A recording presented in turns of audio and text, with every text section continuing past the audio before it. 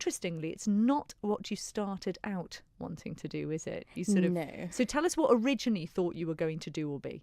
Well, when I was in A level, so I think my last year of sixth form, I sort of changed my mind, and I'd been training or like getting work experience up until that point to go into event management and fashion design, which is completely different to science. And then I sort of woke up one morning and was like, nope, I want to be a scientist. And that's how it happened. So was there something in particular that sort of sparked that off? Did you see something or read something or?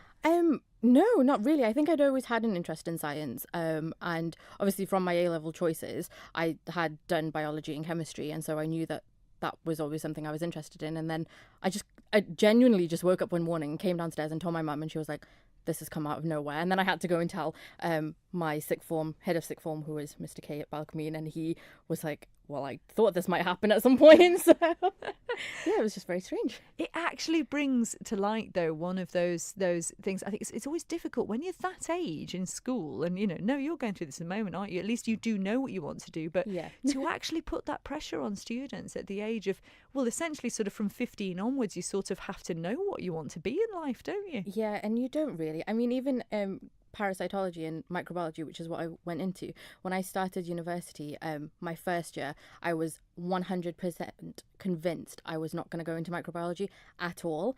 And then second year, we didn't really touch on microbiology at all. And then I came back to the island and I did a placement at Nobles, and I spent my first 4 or 6 weeks in the microbiology department, and I just knew instantly then that I wanted to go into that field. And so even when I was at university, the thing I thought I wanted to go into was actually not what I'm into now. But parasitology, that's a very specialist area. Yes, it is. I mean, how did you even come to that?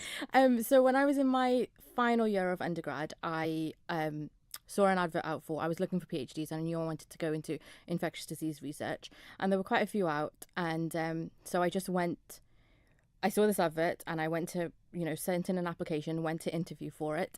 Didn't realise I was going for my actual interview.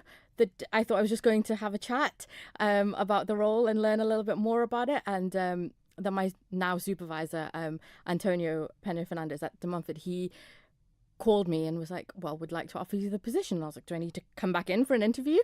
So that's how that happened. And then we were trying to sort of look for funding and trying to get funding for this project. And it's a great project. So what I do is I look at parasites in the environment and the impact they have on public health, and how our health policies actually stop them from making the infections a public health concern, and whether or not we need to re-look at them, or we need to be a bit more focused for the UK population or the Isle of Man population.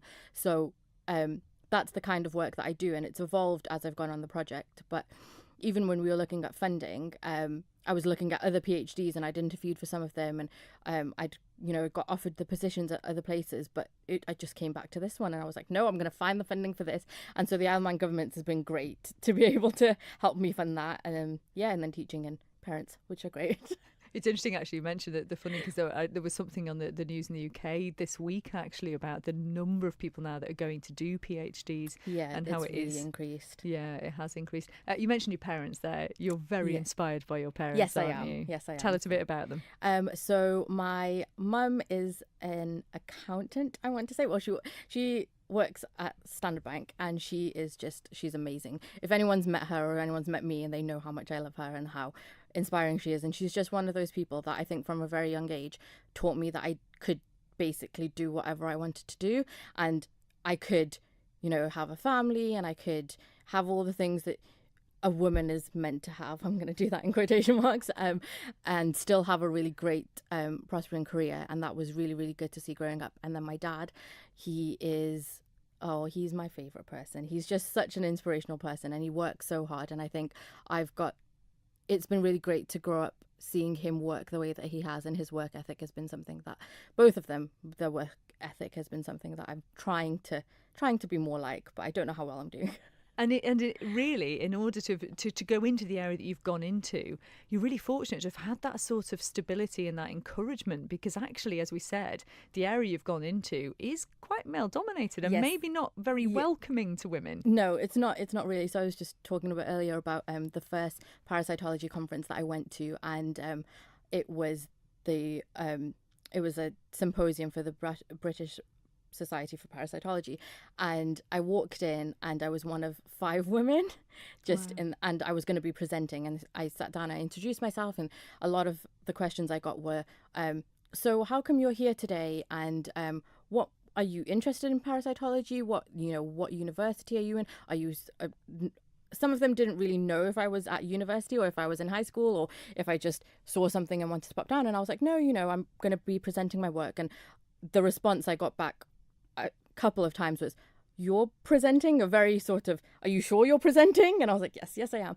And after I presented my work, people were a bit more responsive and sort of a bit more engaging with me. And I thought that just from the outset, you're like, oh no, I don't feel very welcome, and I'm not sure how. And that's quite intimidating if you have to get up in front of all of these people and speak about your work. And you're like, I know what I'm doing, and I know what I'm doing the way I do it. And you're speaking to all of these experts that have been in the field for years and years and years and are most of the time a lot older than you. And you do feel quite intimidated. And then to have them sort of just question whether or not you're going to be there straight from the beginning is quite it's quite a nerve-wracking thing to have to go through the first time you're going to present in front of a bunch of, I think it was like 100 people, which was terrifying.